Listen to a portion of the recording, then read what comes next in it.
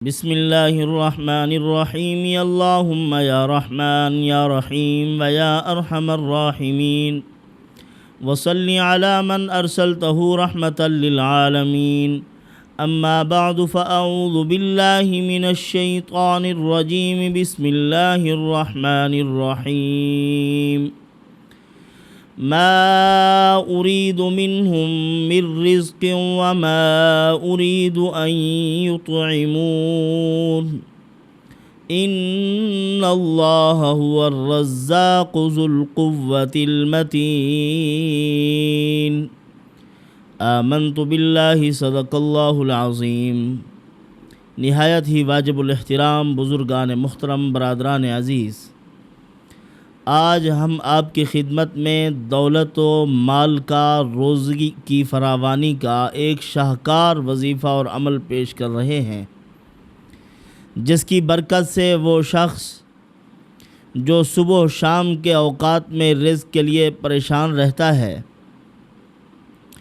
اور اسی رزق کی دوڑ دھوپ کے لیے زندگی بھر اپنے آپ کو مشقت میں ڈالے ہوئے ہے، ہم ایک آسان عام فہم عمل پیش کر رہے ہیں جو کرنے سے انسان کی قوت یقین میں بھی اضافہ ہو اور اللہ عز و جل سہل طریقے سے اس کو رزق عطا فرمائے، جس کے لیے ذلت نہ اٹھانی پڑے، مشقت نہ ہو، کوئی بڑی تکلیف نہ ہو، جس کو علامہ اقبال رحمۃ اللہ علیہ نے فرمایا ہے، اے طائر لاہوتی، اس رزق سے موت اچھی جس رزق سے آتی ہو پرواز میں کوتاہی۔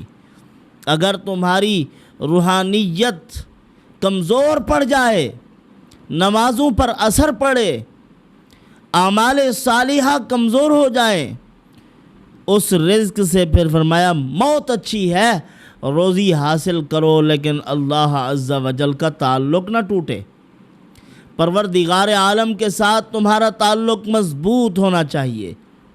یاد رکھیں، آج میں آپ کی خدمت میں کچھ ایسے واقعات بھی پیش کروں گا اور معمولات بھی پیش کروں گا جن سے آپ کو معلوم ہوگا روزی کا تعلق طاقت و قوت سے نہیں ہے، روزی کا تعلق حسن صورت سے نہیں ہے، ناز و نعمت میں پلے ہوئے لوگوں سے نہیں ہے، رزق کو اللہ نے اپنے ہاتھ میں رکھا ہے۔ اور جو آیت کریمہ میں نے آپ کے سامنے پڑھی ہے، ان اللہ هو الرزاق ذو القوة المتین، اللہ عز و جل فرماتے ہیں کہ میں روزی عطا کرتا ہوں اور رزق کا تعلق میری ذات عالی کے ساتھ ہے، رزاق میں ہوں۔ جب میرے اوپر بندہ کامل بھروسہ کرتا ہے تو اس کو باعزت روزی عطا فرماتا ہوں، ذلت والی روزی نہیں، عزت والی روزی، رزق کریم۔ جنت میں بھی ان کو رزق ملے گا اور دنیا میں بھی ان کو بلا مشقت اور بلا ذلت اللہ پاک رزق عطا فرمائیں گے۔ یہ جو آیت کریمہ ہے ان اللہ هو الرزاق ذو القوة المتین، اس آیت کو پڑھنے کا بھی اہتمام کیجئے، صبح و شام اس کو پڑھیں 100 مرتبہ۔ رزاق ذو القوہ، رزق بھی دیتا ہے، رزاق ہے اور طاقتور ہے اور متین ہے، ذو القوة المتین۔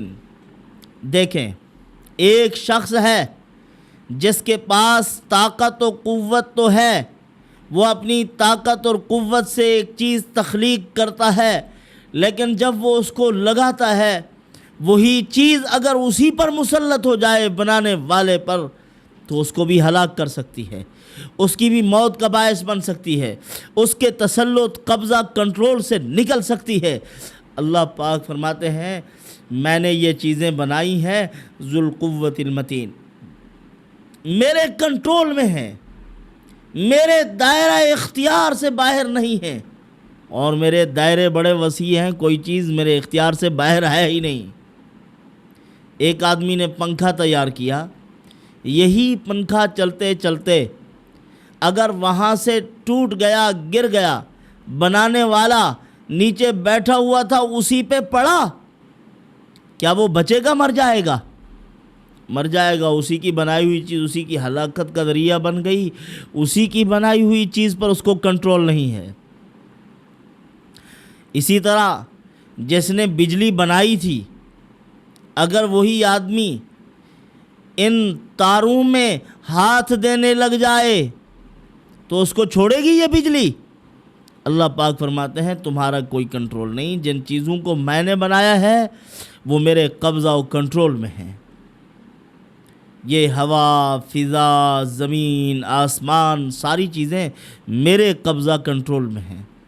برادران عزیز، حضرت ابو ہریرہ رضی اللہ تعالیٰ عنہ نے رزق اور رزق کی برکت کے متعلق، دولت کے متعلق ایک خوبصورت واقعہ لکھا ہے، اصول ہے ایک۔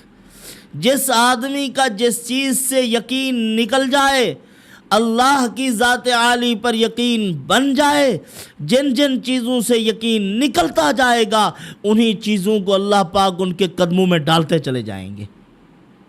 دنیا کچھ نہیں ہے، مال و دولت اللہ کی نعمت ہے، لیکن اگر نہ ہو تو ایسا معاملہ نہیں کہ بندہ مر جائے۔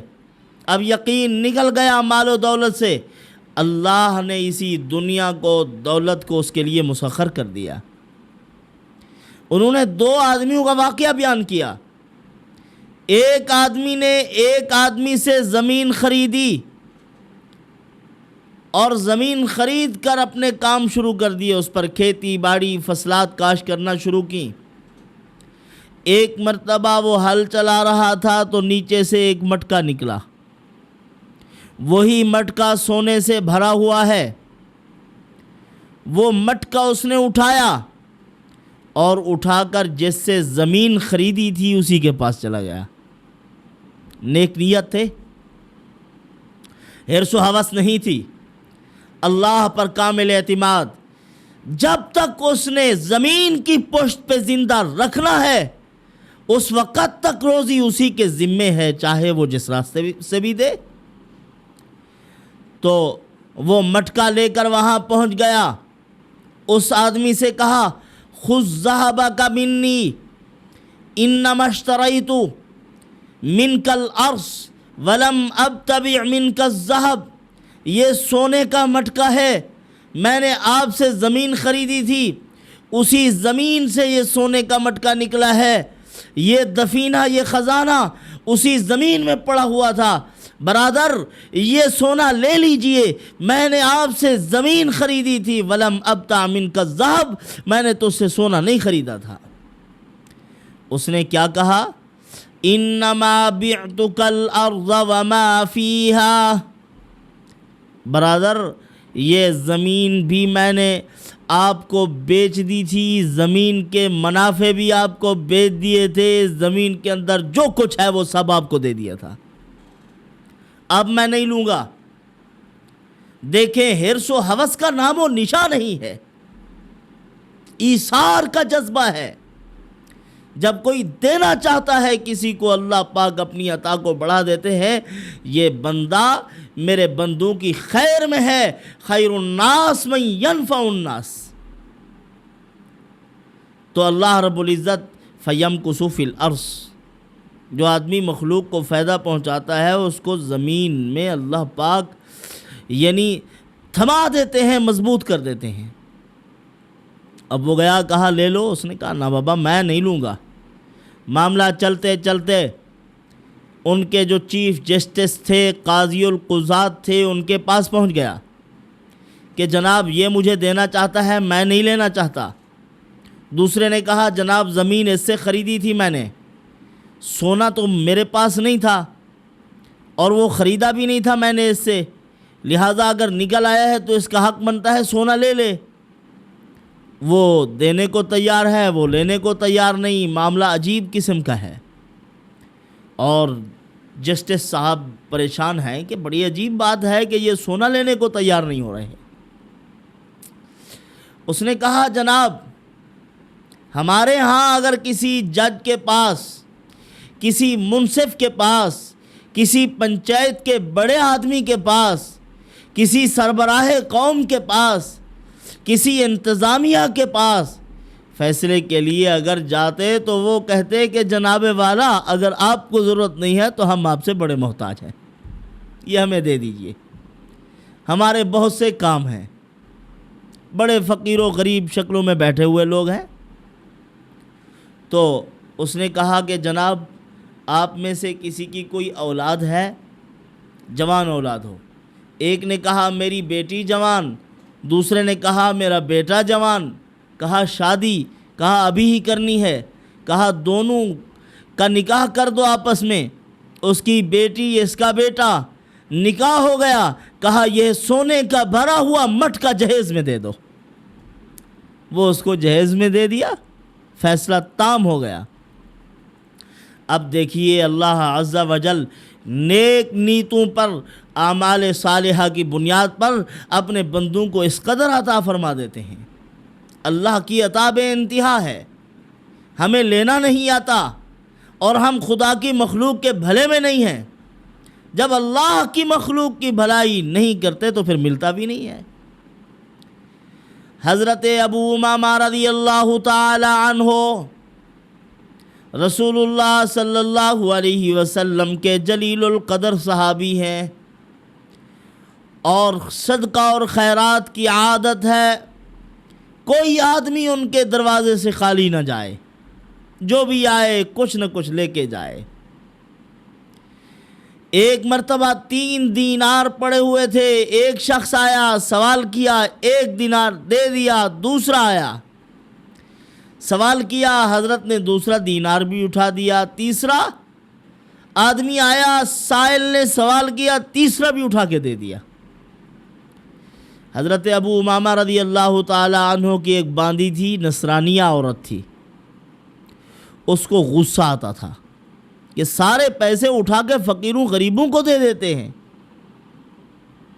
اب اللہ کی مدد دیکھیے، اللہ نے پھر حضرت ابو امامہ رضی اللہ تعالیٰ عنہ کو کیسے عطا فرمایا، اور اس باندی کے ایمان کا انتظام بھی کیا، اپنے بندے کا سر بھی فخر سے بلند کر دیا، اس کو بھی اعزاز عطا فرما دیا۔ ظہر کا وقت ہوا، باندی کہتی ہے میں گئی حضرت کو نماز کے لیے اٹھایا، اور میرے اندر بڑا غصہ تھا کہ جائیے نماز کے لیے، اب نماز کا وقت ہو گیا ہے، اور دل میں میں ناراض کہ اپنے روزے کی افطاری کے لیے بھی کچھ نہیں رکھتے، یہ کیسے شخص ہیں۔ تو حضرت مسجد میں چلے گئے، پھر جب واپس آئے اس دن حضرت کو روزہ تھا، تو فرماتی ہیں کہ میں نے حضرت کے لیے چراغ جلایا، چراغ کی بھی رقم نہیں تھی، قرض سے پھر کوئی انتظام کیا، اور پھر ان کا بستر اٹھایا تو اس کے نیچے سے سارے دینار رکھے ہوئے ہیں۔ میں نے سوچا کہ شاید انہوں نے اسی لیے وہ 3 دینار صدقہ کر دیے ہوں گے کہ ان کے پاس نیچے اور بہت سے رکھے ہوئے تھے۔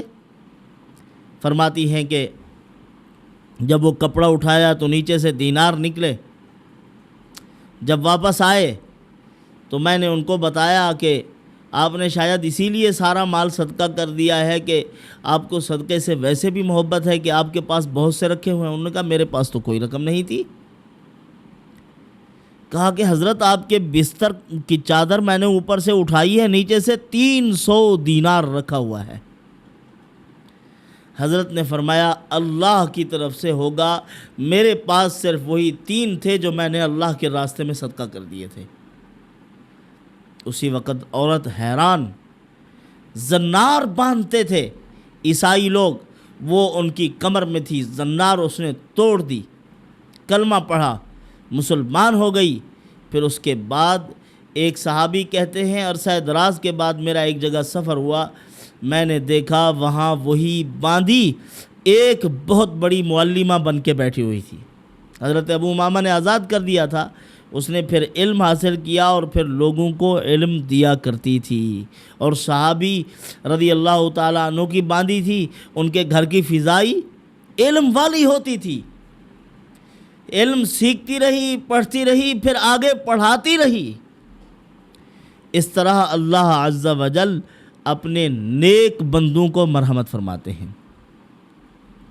جو آیت میں نے پڑھی ہے، اس آیت مبارکہ میں پروردگار عالم نے فرمایا ما اريد منهم من رزق وما اريد ان يطعمون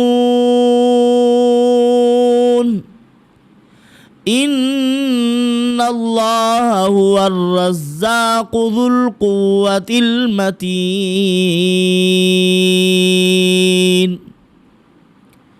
اے محبوب، ہم آپ سے روزی نہیں مانگتے، آپ سے کموانا نہیں چاہتے، ہم آپ کی روزی کا انتظام خود ہی کریں گے۔ ان اللہ هو الرزاق، اوزان مبالغہ میں سے اس مبالغہ ہے بہت زیادہ رزق عطا کرنے والا، وہی رزق عطا کرنے والا ہے، بے انتہا روزی عطا کرے گا۔ اسی لیے برادران عزیز 206 مرتبہ آپ یا رزاق کا ورد کیا کریں، اللہ عز و جل تمہارے لیے رزق کے دروازے کھول دیں گے۔ اور اسی آیت مبارکہ کے ساتھ ساتھ 70 مرتبہ صبح کی نماز کے بعد اللہ لطیف بعبادہ یرزق من یشاء وہو القوی العزیز، یہ آیت پڑھا کرو۔ چاشت کی نماز میں اللہ نے وسعت رزق رکھا ہے، چاشت کی نماز کا خوب اہتمام کیا کرو، اللہ پاک وسیع روزی عطا فرما دیں گے۔ چاشت کے وقت میں جو 4 رکعت پڑھو، پہلی میں سورۃ الشمس، دوسری رکعت میں سورۃ اللیل، تیسری رکعت میں سورۃ الضحیٰ، چوتھی رکعت میں سورۃ الم نشرح، سورۃ الانشراح، یہ پڑھو گے فراوانی رزق نصیب ہوگا، اللہ پاک بے انتہا دولت عطا فرما دیں گے۔ یقین کامل بھی ہو، اللہ عز و جل کی ذات عالی کے ساتھ حسن ظن کہ یہ ختم نہیں ہونے پائیں گے اور اللہ عطا فرما دیں گے۔ اور خرچ کرنے کی عادت، خرچ کرو گے اللہ پاک اور دے دیں گے، وہ ختم نہیں ہو رہے ہوں گے اور آ جائیں گے۔ اس طرح اللہ پاک تمہارے سلسلے چلاتے رہیں گے سارے۔ یہ اللہ کے ہاتھ میں ہے نظام، تو ہمیں اللہ سے مانگنا چاہیے اور اللہ عز و جل پر کامل یقین رکھنا چاہیے، بدگمانی نہیں ہونی چاہیے۔ کم پڑ جانے کا خوف، ختم ہو جانے کا خوف، یہ جس کو لگے ہوئے ہیں وہ بے اعتماد اور بدگمان ہے۔ اللہ کی طاقت اور قوت کا اس کو علم نہیں ہے، توکل کا نام و نشان نہیں، عدم توکل کا شکار ہے وہ۔ اسی لیے توکل اور کامل اعتماد اللہ کی ذات پر، اور حرام ذرائع کو ترک کرتے چلے جاؤ۔ جو حرام ذریعہ اختیار کرتے ہیں ان کو یقین نہیں اللہ کی ذات پر۔ اور ایک حرام خور ہوتا ہے، دوسرا حرام چور۔ حرام خور کمزور ایمان ضرور رکھتا ہے لیکن مسلمان ہے، کافر نہیں ہے، دائرہ اسلام سے خارج نہیں ہے۔ لیکن جو حرام چور ہے، حرام کی چوری کیا ہوتی ہے؟ یعنی حرام کو حلال کہنے کی کوشش کرے، پرسنٹیج مقرر کر لے، وہ تو سود لیتے ہیں اتنی مقدار میں، یہ تو تھوڑی مقدار ہے، لہذا حکمتاً مصلحتاً یہ وجہ وہ وجہ، اسی لیے یہ جائز ہے۔ جو حرام کو حلال کہے وہ دائرہ اسلام سے باہر ہے۔ اسی لیے کتنے لوگ ہیں جو ان کو جائز قرار دے رہے ہیں، مختلف چیزوں کو، مختلف کاموں کو جو کہ حرام ہیں، شرعاً کوئی گنجائش نہیں۔ کتنے اونٹ مقرر تھے رسول اللہ صلی اللہ علیہ وسلم کی گردن معاذ اللہ قلم کرنے کے لیے، اور ابو بکر صدیق رضی اللہ تعالیٰ عنہ کی گردن قلم کرنے کے لیے، غالباً 100 یا 200 اونٹ مقرر ہوئے۔ تو پکڑنے کے لیے کون گئے ہوئے تھے؟ سراقہ ابن مالک۔ جب انہوں نے کہا یہ کام میں کروں گا، ابو جہل نے کہا مجھے بھی یہی امید تھی کہ آپ اٹھیں گے، جاؤ، اتنے اتنے اونٹ، اتنے اتنے گھوڑے آپ کو ملیں گے، یہ انعام ہوگا آپ کا۔ جب گئے زمین میں دھنس گئے، حضور سامنے آئے، یہ زمین میں دھنس گئے۔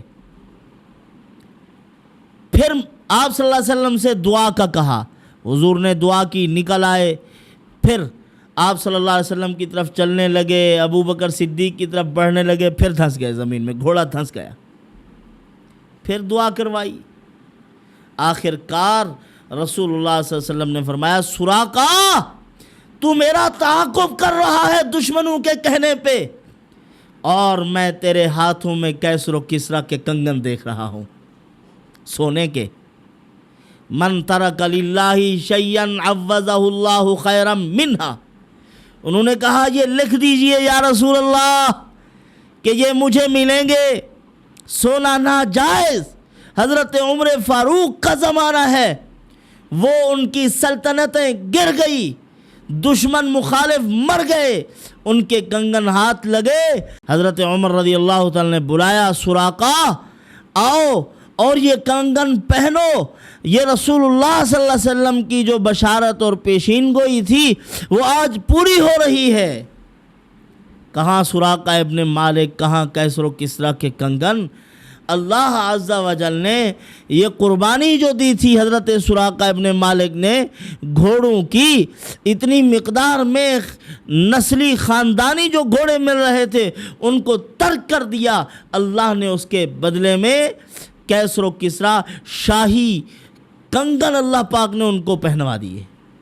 تو جو آدمی بھی حرام کو ترک کرے گا، اصول خدا بندی ہے، یہ اصول الہی ہے، عطا کرنے والے مہربان رب کا قانون ہے، جو میرے نام پہ قربانی دے گا میں اس کو اس سے بہتر انعامات عطا کروں گا۔